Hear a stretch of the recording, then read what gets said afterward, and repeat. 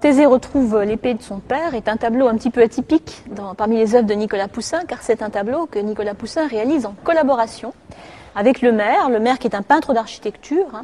Il y a au XVIIe siècle une hiérarchie des genres, donc le peintre d'histoire, genre auquel appartient Nicolas Poussin, est le genre majeur, mais il y a également des peintres spécialisés dans les fleurs, dans les architectures. C'est le cas de Le Maire, avec qui Poussin partage d'ailleurs son atelier dans ces années romaines.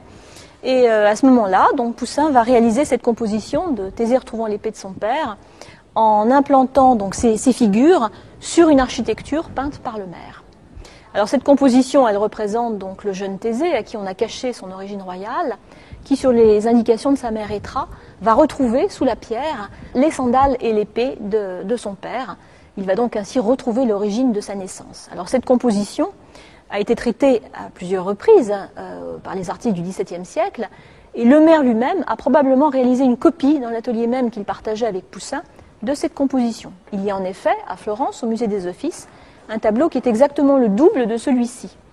On a, au moment de l'exposition Poussin en 1994, confronté ces deux tableaux dans cette salle même, puisque les tableaux de Chantilly ne peuvent pas voyager en raison de l'interdiction testamentaire du duc d'Aumale. Et en comparant les œuvres, on s'est aperçu que la version de Chantilly présente des repentirs, notamment sur le pied de Thésée ou sur l'arbre qui est à l'arrière-plan. Un repentir signifie que l'artiste a repris sa composition, l'a modifiée. Donc la composition de Chantilly en fait serait l'original et la version des Offices serait la reprise autographe de la main de Jean Le Maire, faite dans l'atelier même de Poussin et Le Maire.